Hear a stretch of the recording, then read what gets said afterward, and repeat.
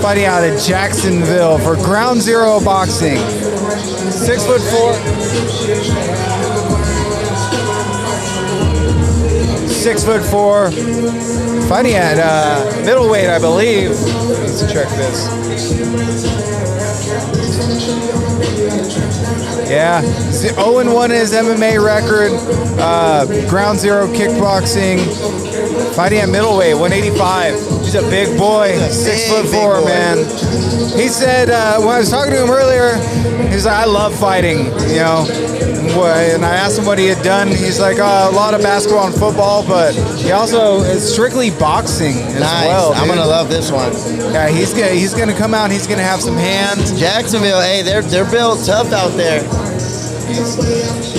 He's fucking. He came in shape, dude. I was flustered from having to move my car. You did have to move it. You did? So he was out there. I was kind of feeling bad because you could tell he was ready to come out, and just kind of took a little break. Sometimes you don't want those juices to calm down. You want to keep the momentum. Parker Alvarez. It looks like we might have our first legit matchup of two dogs in the ring. Yeah, Parker Alvarez, 32, out of Bakersfield, representing Pinnacle, 6'0".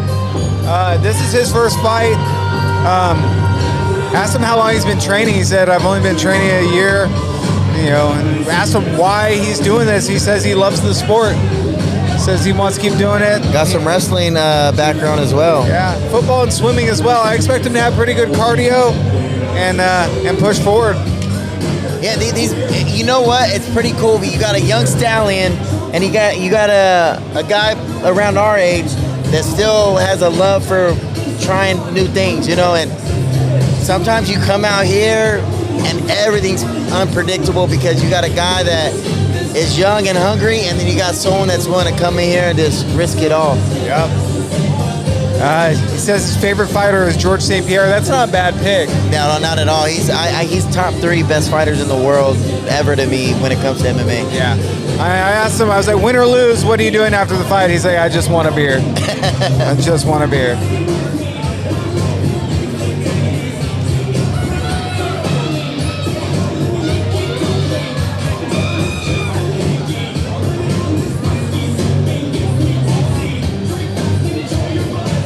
I'm excited about this one. We're 3 fights in. Both these guys are in shape and look like they're ready to go. Little backstory really quick. I was talking to Marcus. Apparently, the Scarecrow has been talking a lot of crap over the last couple of weeks, and he was showing me his Instagram, and so he said, there's some animosity there. They got it out. Yeah. Natirboff. Daniel Natirboff out of the blue corner in the black and yellow tie-style shorts. And introducing his opponent out of the red corner, out of the Pinnacle Fight Team, Parker Alvarez. Here we go. Parker Alvarez in the flat black shorts with the red tape. Anybody that has a kneecap tattoo, I'm scared of. You scared of me? Oh yeah, I'm scared of you. Well, you have Tweety Bird above it, but it's really cool. It lightens it up a little bit. I'm not as scared. Tweety Bird with a Glock, dude. Right back to scary. All right, touch of gloves. Nice. For this middleweight fight. Daniel immediately putting his back up against the cage. Oh, wow. Quick hands. Flurry, knee right up the middle. Both are coming in with flurries right out the gate. Oh, big leather from right away. Man, Parker has Daniel backed up against the cage, real heavy hip pressure, trying to suck him off. Wow. And that can expend a lot of energy trying to take him down that way. I would almost go right back to standing up if that's not working. Daniel trying to get some punches off to the body. Parker going to try and scoop him up for a high crotch. Back pressure onto the cage. We're really we're using this fight to really test the strength of our cage here at Bakersfield Combat Promotions. Oh wow! Some inside punches by Daniel, and he's defending that really well. It almost looked like he kicked a wizard in there, but Parker's trying to just manhandle him and pick him up. Big punches from the top to the rib. Body from Daniel. What do you think, Parker? He needs to suck those knees together. Oh, and he got him down. Wow. He finished that double leg strong finally. He got it. Parker needs to start dropping some shoulder pressure and move to transition to a better striking position. They're right out here in the middle of the cage, but Daniel has really long legs, so I would try and keep his hips away from the cage, that way he can't wall walk. And if you can see, Parker's doing those little things that you don't really notice, but the elbow right on his jaw when he's on top, those little things hurt. It's almost like a crossface in wrestling. Yep. He's keeping that pressure up. What does Daniel need to do to get out of this position? He's trying to get his knee on the inside. He's trying to get a frame. But also, Parker isn't really trying to advance position, do better striking. I think he's maybe trying to catch his breath. He's ending the round on top, hoping that this gets him a W in the judges' eyes. But we definitely seen some of that wrestling background. He didn't try to back off like I would have. yeah, He kept going for that double leg, and he got the finish on that at some point. Daniel just spit his mouthpiece out on the ground, though, and he's taking some really heavy breaths right now. Parker actually looks pretty fresh sitting over there in the corner. He's got good posture. Yeah, taking deep breaths. Daniel's corner really slow to get into him.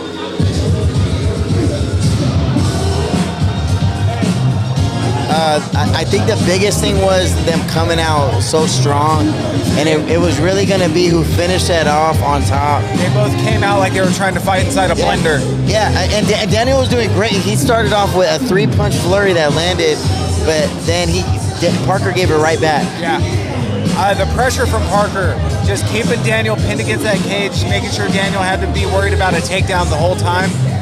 Maybe put him outside of his element for just a strict boxer. Yeah.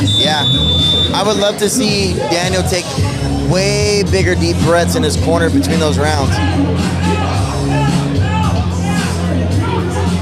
And on another note with that, I would love to see Daniel work his height and his reach. I would too, but Parker is... he's aggressive. He's super aggressive. He's going forward right away. I would also like to see Daniel not immediately put his back on the fence. Here we go, again. round 2. He's right back with the back on the fence. Low front kick. He's trying to kick to the oblique. And that's big left hand by Daniel. Parker with his hands down, though. Daniel getting his hands... Just ducked under that. Looks like he has a big guillotine, Parker does. Big standing guillotine.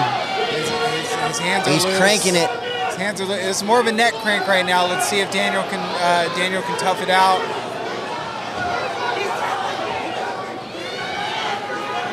Parker's corner calling, saying that there was a tap. I didn't see it. I didn't see a tap. He's working those arms, and he got out of it. Immediately backing him up against the cage, keeping the pressure on. Daniel fighting, going backwards. Oh, there you go. He's trying to hit from all angles. He's trying to get that underhook, but he can't. It's really hard to get people that are tall and long down when it's kind of the advantage, something that John Jones has. Well, so the issue is Parker's head is pushed down and his back posture is terrible right now. If he were to drop to his knees and reset and come up and load Daniel up on his shoulders, he would be able to take him down. But he's sitting there and he's just allowing his posture to stay low. And if you wonder why Daniel's looking so tired at the end of these rounds, look how much energy he's putting in defending this takedown. Sometimes it's cranking up to keep him from even pulling him down. He's trying to knee from the inside, though. I like that he's not, but he needs to frame. He needs to get his arms on the inside and get space, and he needs to get his back off the wall. I would love to see. Daniel circle too. If you notice, this whole fight has been right in front of us in that corner of the octagon. Oh, hit on the break, go. Oh, wild punch, though. Big right hand from Parker. And ending with a left uppercut by Parker. Two very exhaustive spiders right now. Now this is going to be the round to watch. I would also say you never want to show you're too tired on the opposite end of that octagon. It's almost like getting hit to the stomach and you have to hide that you just got hurt. Yeah. We have two debuting fighters. No, actually, Daniel's 0-1, I believe. But They're both pretty new at this. They both Yeah. have to find their gas tanks. Yeah. What do you want to see in this last round, given that this fight has essentially been neutral in terms of the stand-up game? I want to see who really wants this fight. Yeah. Like it's kind of Parker is the clear winner as far as control right now. Yeah. But I don't think anyone has pulled too far ahead. Yeah. You know? I think you could almost give that second round to anybody. First round goes to Parker. We'll see what they do this one. I think the second round definitely is Parker just because he did have a takedown at one point. You are correct on that. You're right. We got Vic D right next to us. And here we go. Round 3. I would love to see him circle more and create angles. That's the problem for me right now when I'm seeing. Oh, big and just a flurry of punches by Daniel. Good. He's going Daniel's for it. coming forward. I like that his back's off the cage finally. And Parker's tired this round. This is the first time we've really seen Parker pretty tired. Oh, ducks under that big overhand right. Oh, but he clips him. Daniel's finally starting to circle a little bit. Jab. Okay, oh, big left hand by Daniel. Daniel. Misses with the second one. Parker's putting back on the pressure against the cage again. He's got his hands connected. He's trying to drop his hips to suck him in. Daniel needs to start framing and get the space he needs again and take back control of this round because he was being pretty successful on the feet right now. Yeah. If he could defend this takedown, which I don't see happening, then he takes him down. Parker needs to pop his head out and start transitioning to a position to strike from. Daniel needs to get frames on the inside and try and wrestle up. Desperately needs to wrestle up from here. Elbow! Parker needs to go right back to the crossface. You can't elbow in an amateur fight. People.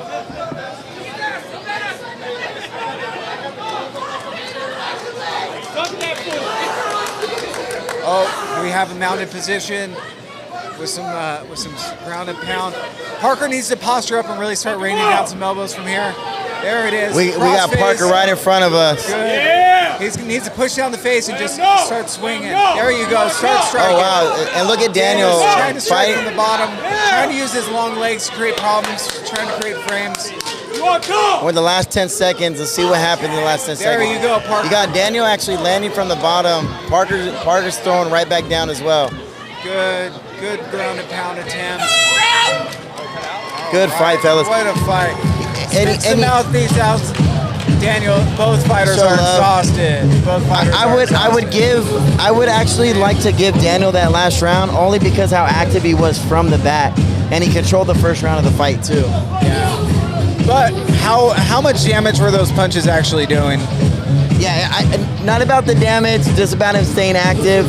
But Parker was also being active too, so that could kind of neutralize it. But I like how Daniel came out of that round. I wish we could have seen that a little bit earlier from him. The jiu-jitsu black belt in me says anytime someone has you mounted and they can touch you, you're losing a fight. So I'm always going to view fights through that lens because even if he can 100%. touch your face from the bottom, is it really going to knock you out? Well, who was it? That jiu-jitsu fighter, Damian Maya. That guy's a freak. He doesn't count. Yeah. He doesn't count. So it looks like this fight's gonna go to Parker, but I think that they both can go back and look at this and know that they came out and just gave it their all in the last round, you know?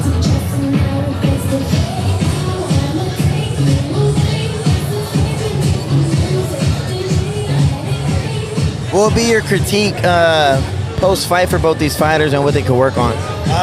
Both of them need to take some more time to feel out their striking. Don't rush in so much. Obviously, Parker's a really good wrestler and wants to fall back on it, but he was getting clipped. I feel like Daniel needs more sparring in an MMA environment. Yeah. I think he just needs to be exposed more. Parker Alvarez!